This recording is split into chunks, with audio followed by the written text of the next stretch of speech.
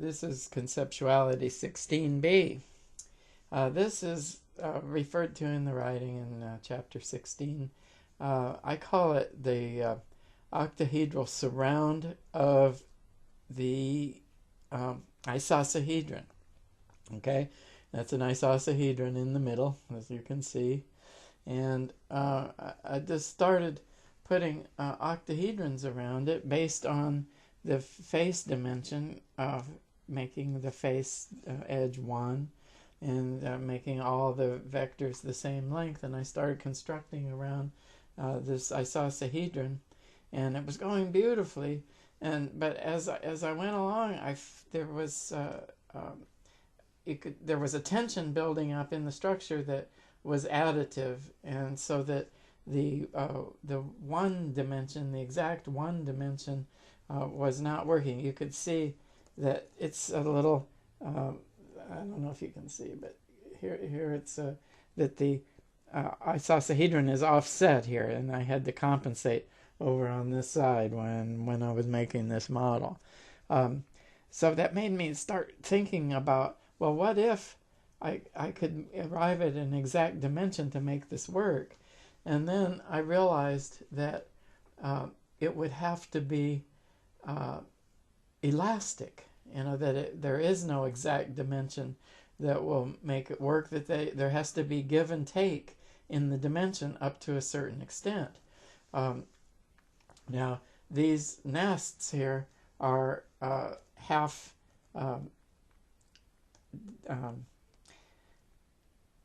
pentagonal decagons, right? I mean, remember the pentagonal decagon? And we used it as we had prime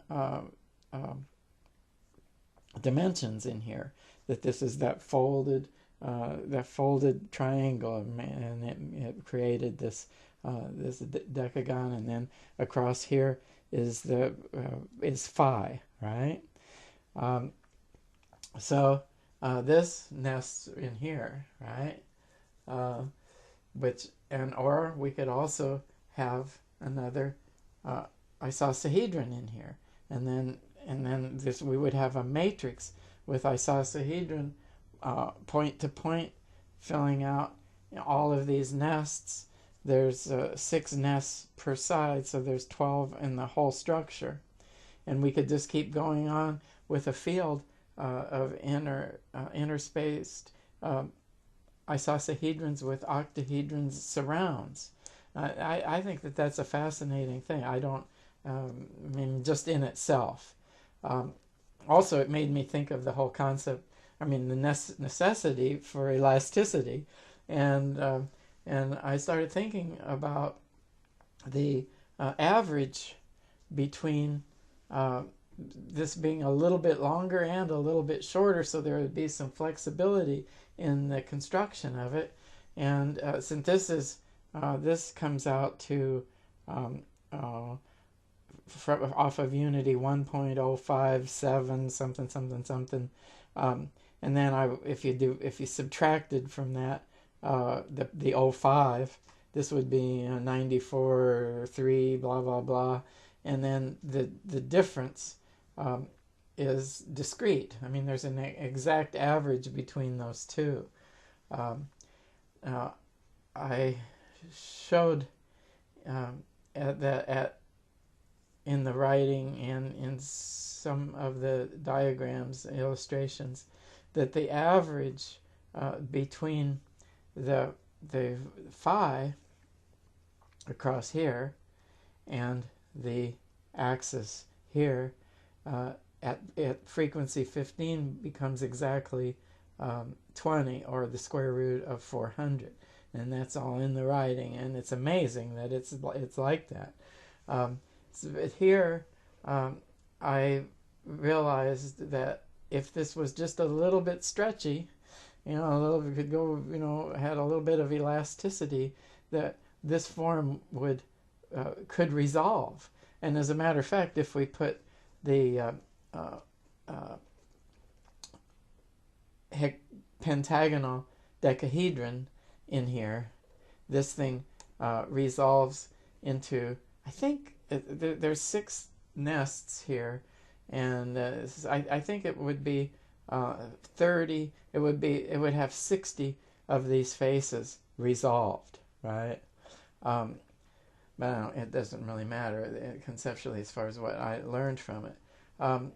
So that I just think that that's a fascinating, a really fascinating structure. Thinking of this being a matrix of interaction between isosahedrons and the average of an isometric matrix. That with just that little bit of elasticity, it implies to me an energy held in here, or a pulsation, or a vibration of, constantly averaging the energy between those dimensional stresses. So anyway, that I think is, I can't. There's nothing more I want to say about that, except that of how these investigating this, just letting it be a school. I mean, it's a school. It's teaching just by observation, and trying to resolve and understand and integrate these various concepts that come up. So I just think it's fascinating that so much can be learned just from observation when you start with the simplest thing conceptually, which we did in this study, with the idea of going from A to B in a straight line. That's where this all started, remember? And so that it's all connected all along the way to that original problem and the solution to that problem.